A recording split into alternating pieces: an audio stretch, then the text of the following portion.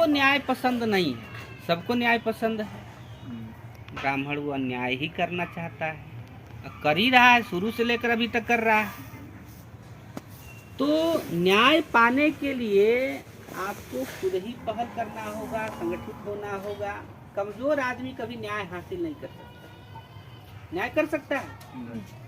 कमजोर को अगर न्याय चाहिए तो उसको संगठित शक्ति निर्माण करना होगा, मजबूत ताकत निर्माण करना होगा। बुद्ध ने वो काम किया, बताया, और हमें अमल करना होगा।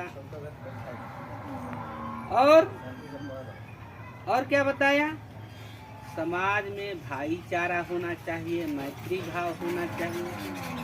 अगर हमारे बीच मैत्री भाव नहीं होता तो 10 लोग इकट्ठा बैठ सकते थे, या गांव में लोग शांति सुकून से रह पाएंगे? प्रेम भाव है ना, प्रेम भाव होना चाहिए। लेकिन व्यवहार में हम क्या देखते हैं कि लोग जानवर से तो प्रेम करते, कुत्ते को अपने चरपाई पर खटिया पर बैठा लेंगे, लेकिन इंसान को छूने के लायक भी नहीं मानते। इतना नफरत। तो ऐसा अभी भी बैकवर्ड एरिया में देखने को मिलता है। तो समता, स्वतंत्रता, बंधुता और न्याय बुद्ध के आंदोलन का प्रमुख तत्व है, जो लोकतंत्र की बुनियाद है, लोकतंत्र का प्रमुख आधार है।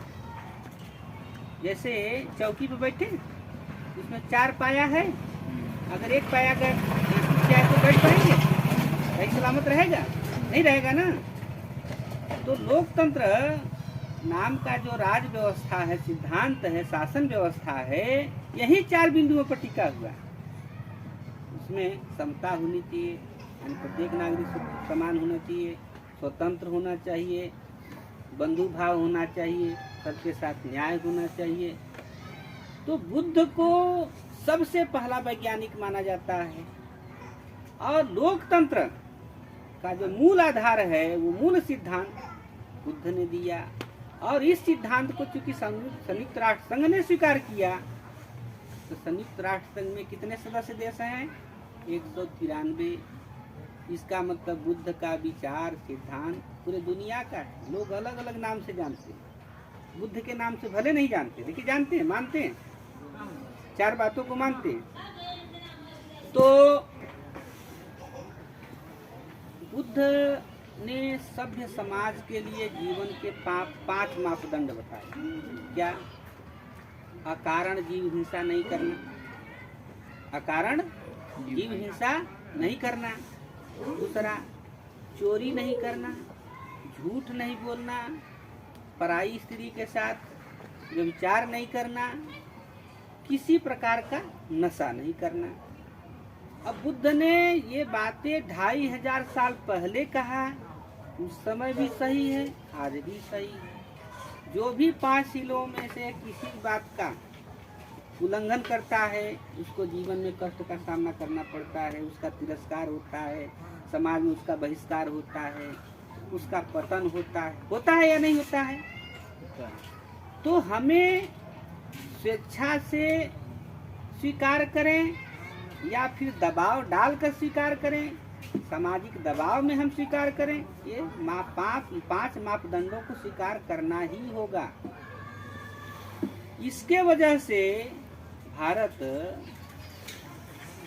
सभ्य समाज वाला, सोने की चिड़िया वाला देश, ज्ञान का देश कहलाया। तो ये हमें करना होगा। दूसरी बात, बुद्ध ने जो 4 आर्य सिद्धांत बताया, दुख है तो दुख का कारण है, कारण का निवारण है, निवारण के उपाय है, उपाय क्या है तो अष्टांगिक मार्ग है।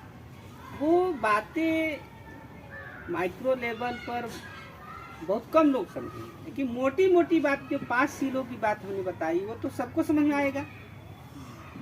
तो साथियों, ये बुद्ध का जो धम्म है, धर्म के मामले में क्या पढ़ाया जाता है, बताया जाता है? धर्म व्यक्तिगत मामला, धर्म किसी व्यक्ति का निजी मामला है, लेकिन धम्म किसी का निजी मामला नहीं है, धम्म सामाजिक है। आप ज्ञानी हो गए, आप शीलों का पालन कर रहे हैं, बाकी समाज पालन नहीं कर रहा है, तो आप शांति सुकून से रह पाएंगे? रह पाएंगे? बाकी जो असभ्य लोग हैं आपके नाक में दम करेंगे ना। और हमारा बुद्धि विवेक ज्ञान कब मतलब काम कब करता है? जब समाज में शांति भाईचारा हो। ठीक है ना? तो बुद्ध बाबा साहब अम्बेडकर क्या कहते हैं? धम्म सामाजिक है। आपको अगर ज्ञान मिल गया तो इसका प्रचार प्रसार समाज में निरंतर करना होगा, संगठित तरीके से करना होगा। इसीलिए तो बुद्ध ये काम किए। बुद्ध को मालूम है कि बुद्ध राजा के लड़के थे, राजकुमार थे, अगले वो पिता के बाद वो भी राजा बनते, लेकिन नहीं, उन्होंने महान कार्य के लिए घर छोड़ा और एक काम किया। तो इसके वजह से दुनिया में सभ्य समाज का निर्माण हुआ। और वो जो गौरवशाली इतिहास है, विरासत है, उसे हमें जानना होगा, समझना होगा। पहले तो हमको देखना होगा 84,000 बुद्ध विहार है तो किस रूप में कहाँ है। तो आज हम क्या देखते हैं? जो 84,000 बुद्ध विहार हैं, कहीं कहीं तो फेमस मंदिर के तौर पर है, ब्राह्मणों ने डायरेक्ट कब्जा किया हुआ है। बाकी बुद्ध विहारों पर कहीं शिवालय के नाम पर, कहीं महादेव के नाम पर, कहीं कुछ के नाम पर ब्राह्मणों ने कब्जा कर लिया, खासकर गिरी ब्राह्मणों ने कब्जा कर लिया है। तो उन बुद्ध विहारों को मंदिर के नाम पर, शिवालय के नाम पर हमारे सबसे ज्यादा लोग जानते हैं।